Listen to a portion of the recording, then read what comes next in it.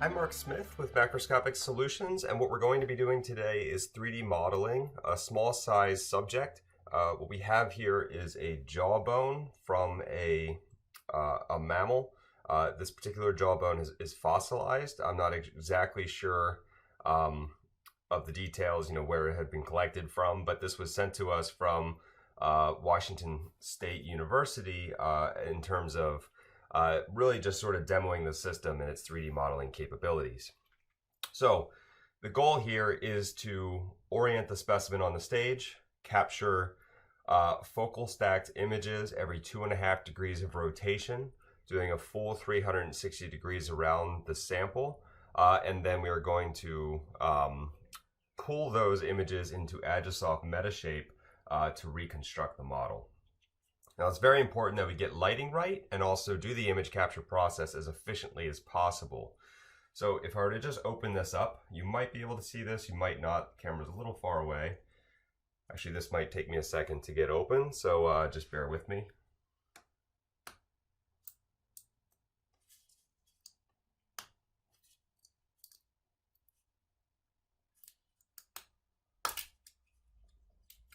Okay, there we go. Now the sample itself is still protected in a little pill capsule. I'm going to leave it there while I talk about it and hold it just to keep the specimen safe. But some things you notice about it is that it's very long. It looks to be, about 2 centimeters long, but then also very, very narrow. So 2 centimeters by about 2 millimeters by about 3.5 millimeters. So instead of orienting the specimen horizontally like this and having the focus stack all the way from back here all the way to the front, it's much more efficient if we orient the sample vertically. And that way, rather than capturing about 100 images along this plane, we can get away with really only like 10 to 15 if we're using an aperture or an f-stop of 8. So what we're going to do now is go ahead and we're going to mount the specimen in that vertical orientation. Some things about the system and how I prepared everything. I've lowered the system so that it's flat. That way, when we mount the specimen, gravity is driving it straight down, meaning it's going to be much more secure than if it were at an oblique angle. The weight of the specimen might start to move and pull it back and eventually could fall off, and we don't want that to happen. The other thing I've done is I've oriented the camera in a portrait mode, and that's because we're going to be imaging the specimen in portrait. It's going to be mounted vertically, like I just mentioned. And again, to speed up the process, rather than using our aperture of f4, we're going to use an aperture of f8 just to get away with fewer images along the axis. The goal here is to basically move the rotational stage so that it's not blocking the sample, but basically we can capture not a full 360 degrees, but more like 270 every 2.5 degrees, just to make sure that the stage is out of the way. And then what we'll do is we'll rotate the specimen down here 180 degrees and repeat the process. That way we can capture the other side. And all in all, that process should really only take about a couple hours in image processing, but I'll let everybody know exactly how long it takes to capture and then process. So I'm just going to take our dental wax and make it a little bit stiffer and more firm up here, just so that we know that our sample is safe and protected. I'm going to be very gentle with the specimen. Looking at the specimen, I believe I can tell which direction is most significant. It seems like you would probably want most of the foreground of the jaw, so without sort of hiding critical information, I'm just going to make sure that it's only mounted just a little bit. We're only going to miss just a tiny bit of information as we conduct our imaging. But now you can see our specimen is oriented nice and vertically. We'll go ahead, we'll open up the software here so you can see what it is that we're doing on the screen. We'll get our power going for the flash just to sort of multitask and prepare a little bit. Okay, we want to take the camera out of manual and set it to automatic so we can see what it is that we're doing. And we'll open up our live view shoot window so that we can see everything. Okay, so here's the specimen now. You can see where we are. What we can do is rotate our y-axis And like I said, we don't want the stage, you'll see if I keep rotating, it gets in the way. That's the only thing we're trying to avoid. So really we're going to start it more or less about here, which we can go ahead and actually set up now on our y-axis. This will be a starting point. Whoop. This will be our starting point.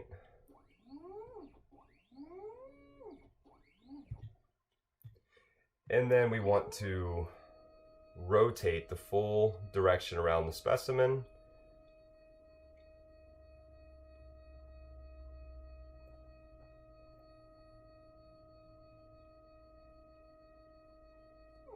You can also see it's a little bit crooked, so what I'm going to do is just sort of push it over just a tad, just to make it a little bit more vertical.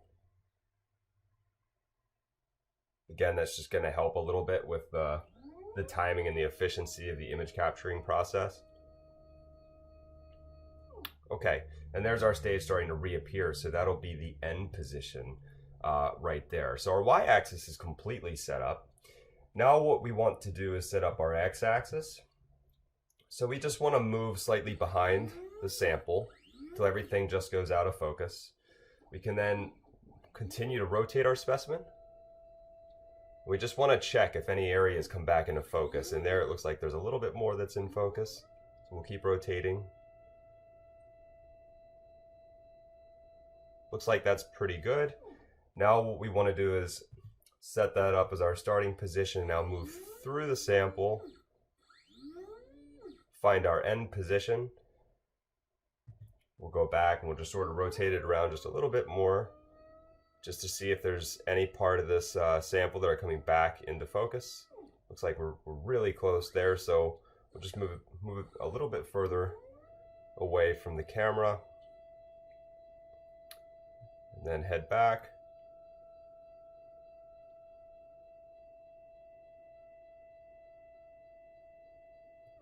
From there, it looks like we're pretty good. We're in really good shape. Now, all I'm gonna do after I capture this first arc is when I'm done, I'm really just gonna spin this little dial here. That'll rotate the specimen 180 degrees, and then I'll just hit restart on the controller and we'll capture another set of images around another arc. Also, we want to get our lighting right. So what we're going to do here is we're going to add our dome. There's a couple of different ways to illuminate the subject, and we do have a bit of flexibility here based on the characteristics of this dome. Because this is really reflective, you can just tell even when the light was hitting the subject. I don't want to reflect all my light off the front of the diffuser, because what's going to happen is when you have a really shiny fossil like this, it will reproject light back towards the diffuser and you get a lot of glare. So the idea here instead is to actually shoot the lights up and through these top windows, and that way what's happening is light is coming up to the top of the center of this dome and it's coming back down on the sample. And then any light that's going to be illuminating the sample from the front is then from the top of this dome then going to be reprojected onto the front of the diffuser and then back. That way we're getting more angles. And we're getting less direct light coming from where the camera is, which is basically going to reduce the likelihood of retro-reflecting light and producing a lot of glare. We also have a little piece of paper down there underneath. That's to illuminate the subject from the bottom. Okay, so now we're all sort of set up. What we're going to do is take the camera back into manual mode. I'm going to turn our flash on.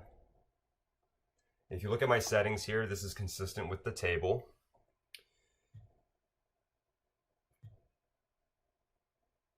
What I have is an exposure of 1/200, ISO of around 500.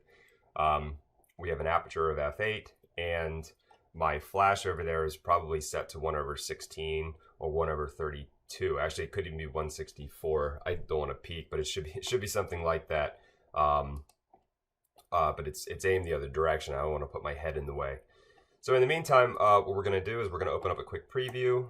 We're going to snap a quick test picture and see what our lighting is like. And there you can see that even for something that's quite shiny, there's very little glare. We have really good light on this specimen. So I think we are good to go at this point. All I'm going to do is navigate back to the folder where the images are being stored and just delete that test image that we just captured. going to minimize this window. And now we'll go ahead and start taking some images. So we're gonna basically change our stack shot to link the axes. This is basically X and Y. It's already set up based on our settings that we've just done. We're going to press start here. The stage is now going to rotate back to the starting position. Generally what it does is it does a full rotation in clockwise back to where we're gonna set that starting point, and then it'll stop, and then we'll actually see a focus stack. The other thing I'm also gonna do, just gonna turn off our light for positioning and just keep dust out of the capsule and the container. Go ahead, we're gonna close this back up just to keep everything nice and clean. There we go, so we're gonna let that process. Okay, so right now we're taking, just so everybody's aware, it's going to be 13 images per focus stack over a total distance of 850 microns. And we're gonna run that every 2.5 degrees for about 300 degrees of rotation. We'll rotate the specimen, repeat the process, come back to a batch focus stack in the software, and then we will render our 3D model. So stay tuned for that. This is image prep and image capture, and pretty soon we'll do the stacking and the 3D modeling. Okay, some time has now passed since we've since where we left off. So now what I'm going to do is just show everybody what I've done so far. I have already captured images of both sides now, and I've already stacked the first set, which was saved in a folder labeled C. So basically what I can do is navigate here, and these were the images from the very first arc. I rotated the specimen as discussed 180 degrees. Those images have just been captured. What I'm going to do is just add a 2 behind it to separate that out. I'm also under Final, just going to add another new folder which is labeled D. I'll show you why in a moment. And now we're going to open up this app called FolderAxe. What FolderAxe is going to allow me to do is select this folder, which is the images that were most recently captured.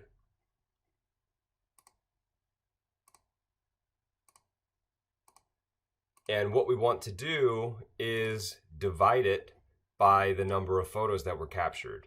So if you remember, I think that there were 13 steps, which means that there's going to be 14 photographs per set. So you can see this is the cutoff here from when it progressed on to the rest. You can see there's 14 total images.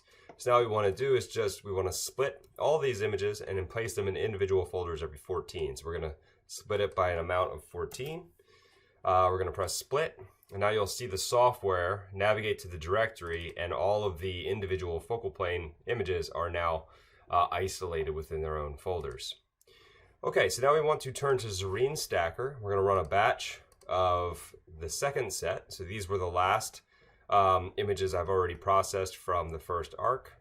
We are going to now delete this batch. We're going to add a new project. So we'll navigate over to the directory.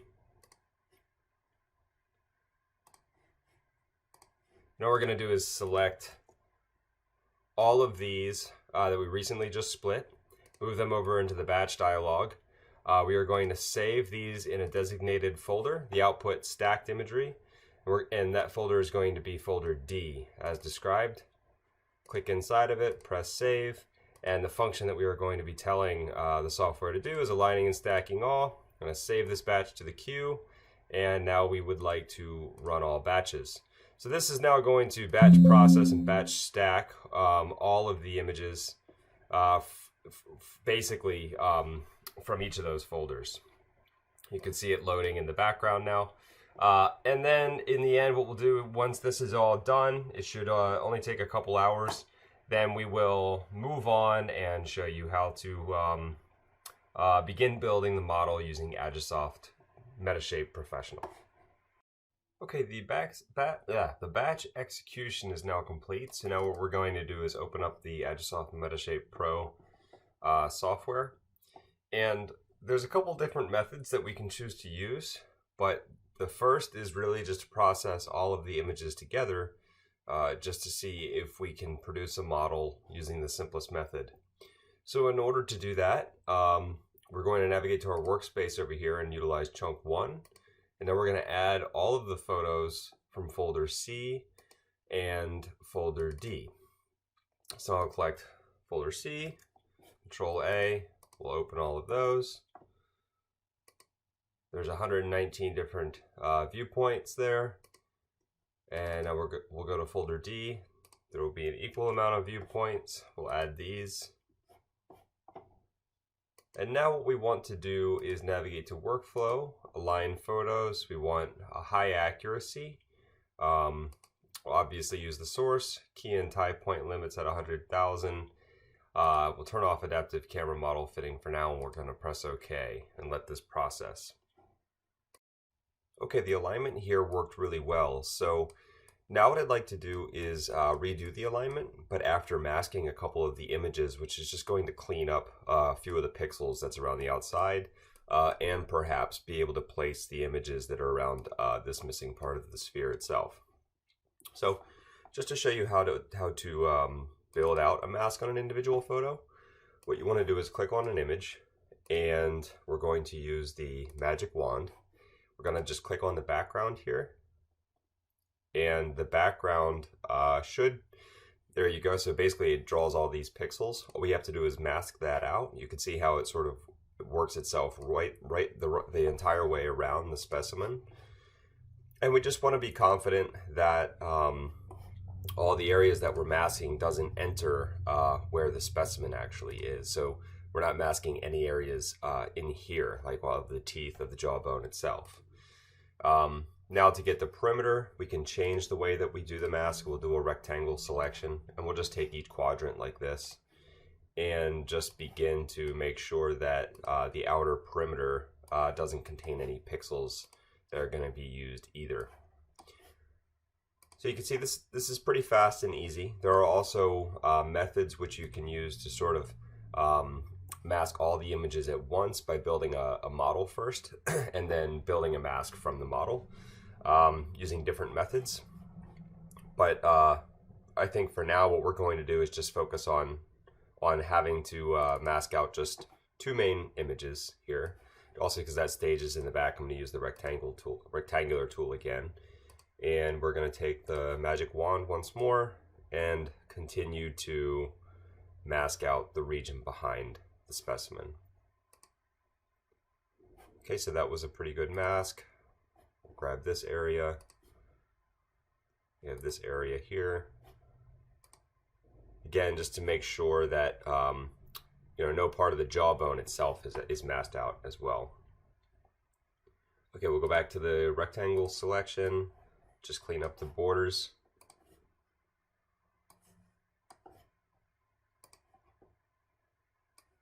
Okay, now we have two really nice perspectives. I'm also going to just save my work here. So we'll press save. So we'll save this as fossil tooth.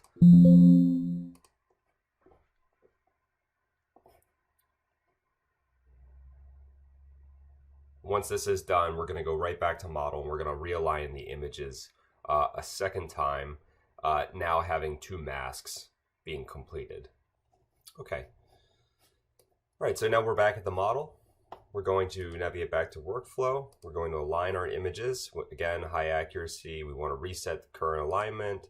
And here, what we also might do is we might just increase the key and tie point limits. I've had more success this way. And we'll also apply adaptive camera and model fitting. We'll press OK, and we're going to let this process, and we'll come back to you shortly. The images now look pretty well aligned. There's a couple different ways to build out the model here, but what we're going to be using is a stereo method. So from here, without having to clean up this point cloud at all, what we're going to do is navigate to building the mesh. We don't even need to build a dense point cloud for this. And the source data is, instead of the tie points, we're going to be using the depth maps from the aligned images. So now that we have the depth maps selected, we want a high to ultra high quality. We want a high face count. So this might take a little bit of time to process, but it's going to basically give us a very good result. And also because of those two masks we created, we also want to use strict volumetric masking just to make sure that the model is even cleaner. So let's go ahead, we're going to press OK and we'll let this process and see you shortly. A bit of time has now passed and I just want to catch everybody up with what I've done so far and some of the steps I've taken to really work on a method that is good at repeating the process to 3D model samples like this one.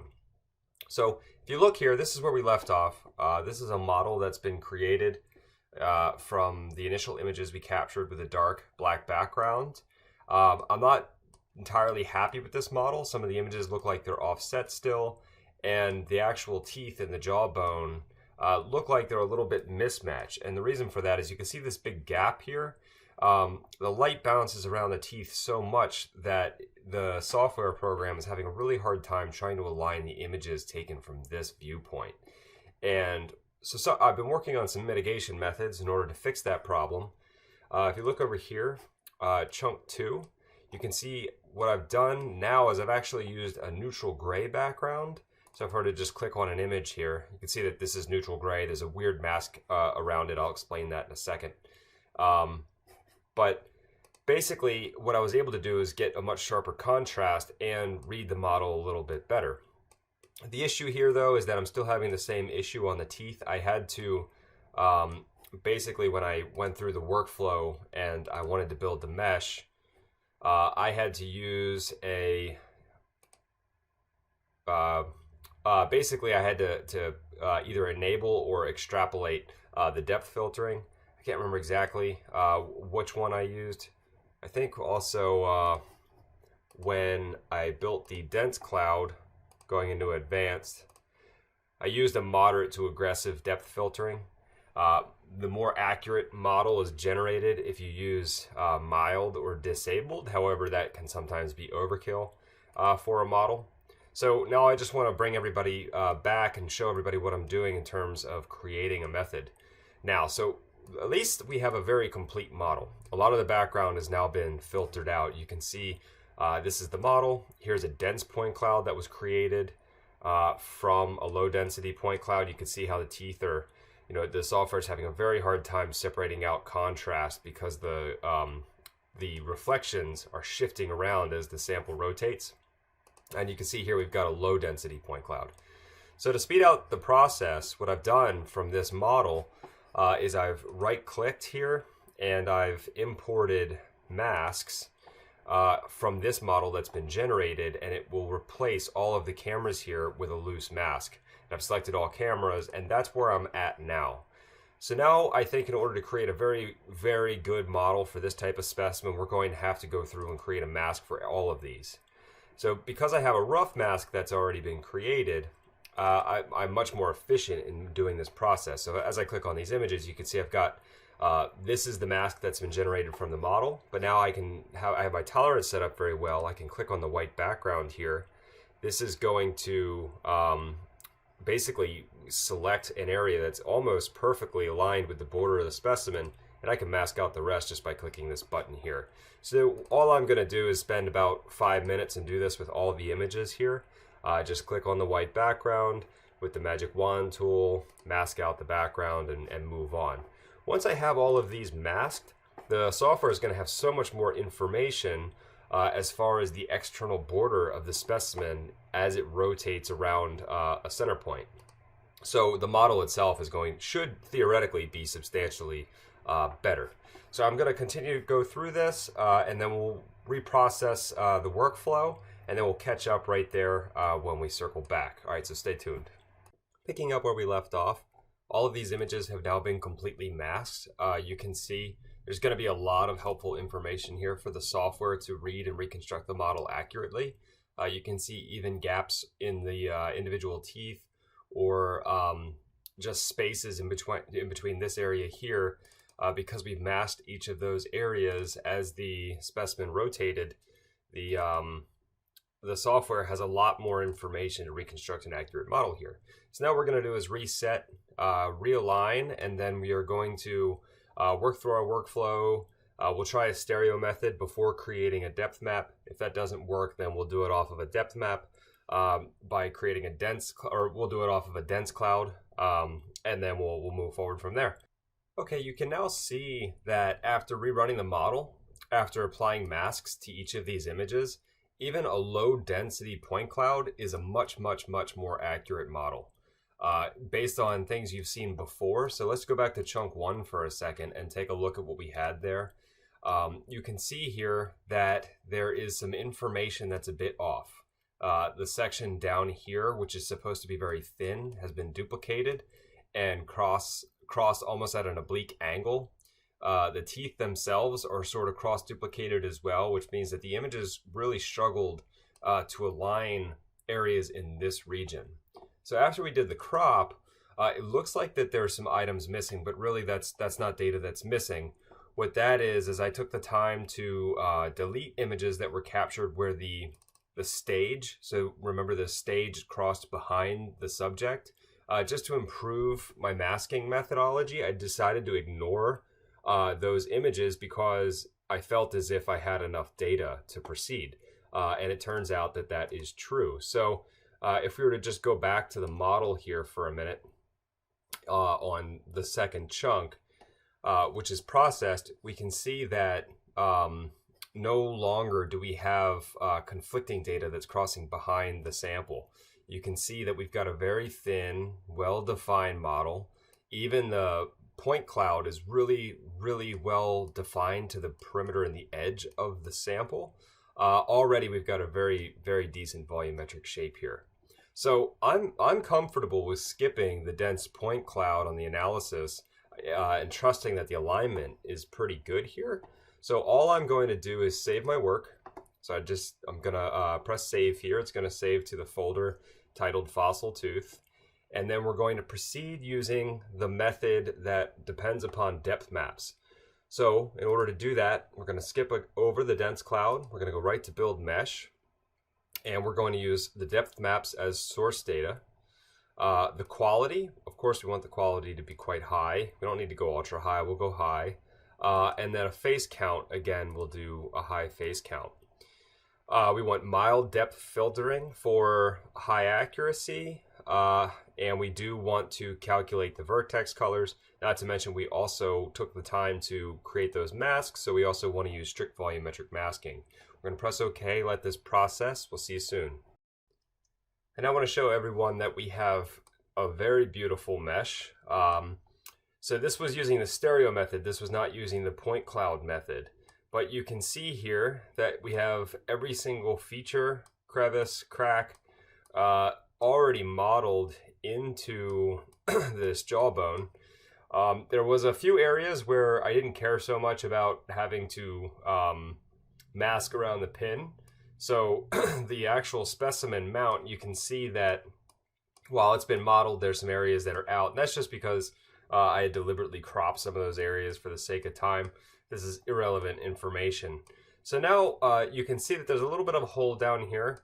What we can do now is crop out a region in the mesh. So we'll take a freeform selection and we'll just kind of navigate to where the bottom of the jawbone meets the staging mount. We're just going to go around that area. Looks like I missed it. Let's try that again. We'll go around that area, kind of make a flat line just like that, and we will crop that area out.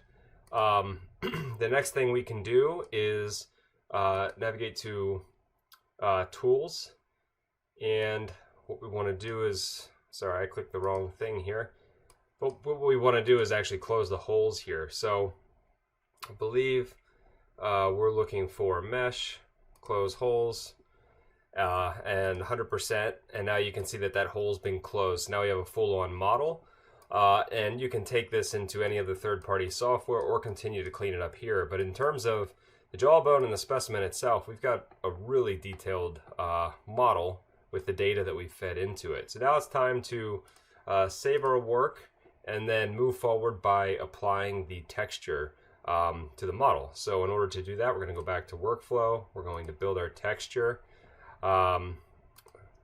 Basically, I'm going to leave everything on here as default settings. And of course, enable hole filling. We're going to press OK. We'll let this go through and process locally. and shouldn't take terribly long, but actually it might even take only a few seconds. But either way, we'll come back when this is done, and we'll show the final model. The next step here is to assign a scale bar so that we can make accurate measurements, do volumetrics to understand the volume of certain parts of the specimen. So I want to show everyone now how to do that. First thing we're going to do is minimize Agisoft, and we are going to open an individual image and add a scale bar. So we're going to head back to the initial images that we captured,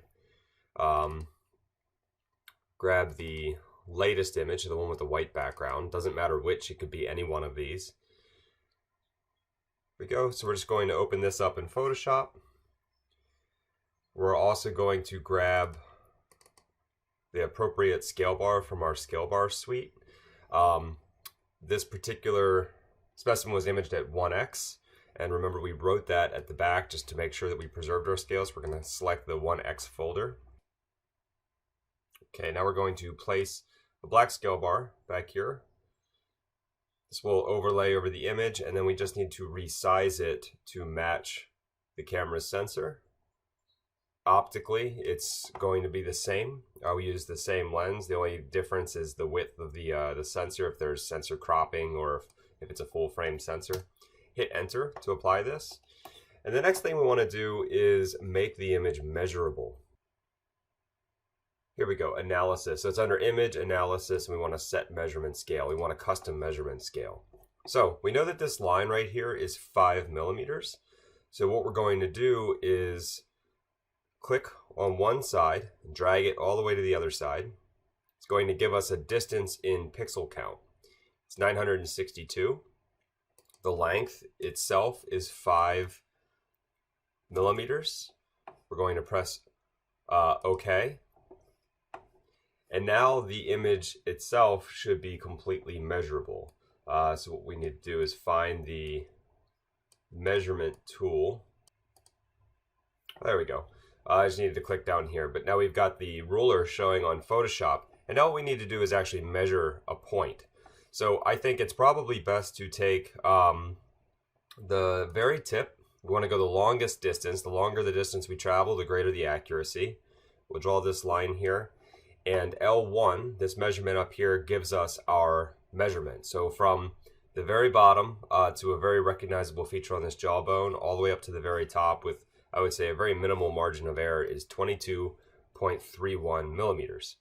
So now we're going to go back to Metashape, keeping that in mind. We can refer to it again if we forget that number. Okay, and now what we want to do is add a couple of markers. So we're going to add the first marker.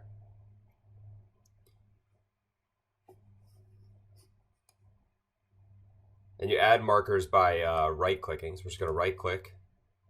Make sure you get it right on that point. Add marker. And we'll go back down here to the center, the bottom point. We'll add another marker. So now we have point 1 and point 2. If we go to our reference pane now, what we want to do is add a scale bar to this.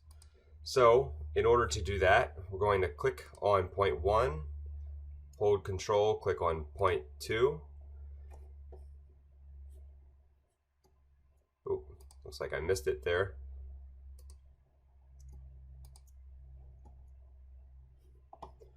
Might be able to do it this way. We'll check both of these, right click, and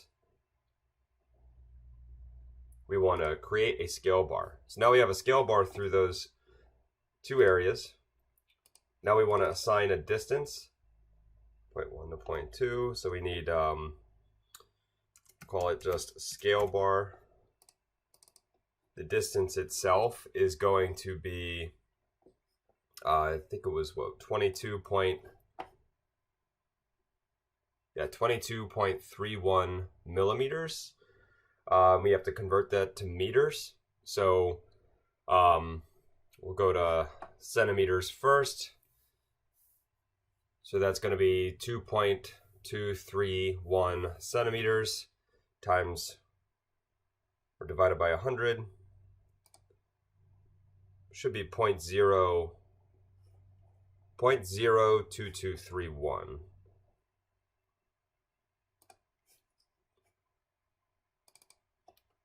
.02231, and the last step would be just to hit the refresh button. So once the refresh button is clicked, it's going to obviously shrink our specimen much smaller because it was previously designed on the meter scale. I think to bring it back, you can right click, just on a picture and press look through. Press look through, that's going to resize and reset the scale.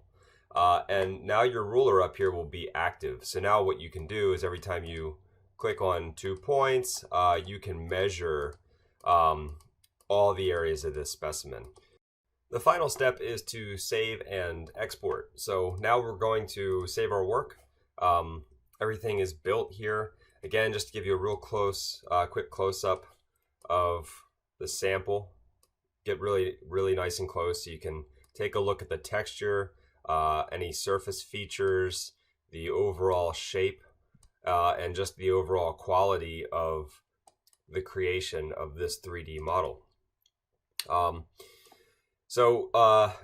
We have just saved our work in that process. Now we're going to export. The easiest and most commonly used is the .obj file. So we're going to export this model here, and it's already set to obj. Again, we'll call this fossil. We'll be calling it fossil tooth. It's technically, I suppose, a jawbone, but we'll stay consistent. Fossil tooth. Hit save. It's good to export the texture as a TIFF file, and looks like we included a comment created with Agisoft Metashape, and of course, to call it by Macroscopic Solutions. Precision. Yep, press OK, and we are going to save our model. So all in all, now that the model's completed there, you can pull that into third-party software. You can further tweak it. You can further analyze it. You can upload it to any 3D model viewer, and of course, save the file in the cloud or on a hard drive where you're saving your files. The last thing I'll just show is the size of the file. So we'll go back to the area where this is saved. We'll take a look at the .obj file. So these are the two files. You have your 3D object, your OBJ, that's been saved as a 27,000 kilobyte file. You have your TIFF file, which is your texture overlay, which is saved as a 47,000 kilobyte file. And then you have a MTL, which sort of marries the two, and that's a 1 kilobyte file. So you can see, all in all, not a tremendous amount of space here either, which is also quite helpful. So thanks for watching this. I hope that this process had been informative for you. You can replicate this method if if you find yourself struggling to build a model. Typically, masking is extremely important for very tricky specimens. It's always great if the software can just piece it all together in one go, but that's being optimistic. I think in the future, the software will naturally improve and the process will be a lot more streamlined. But for now, this is what we have, and it works very well. So again, thanks for tuning in to Macroscopic Solutions, and we'll catch you next time.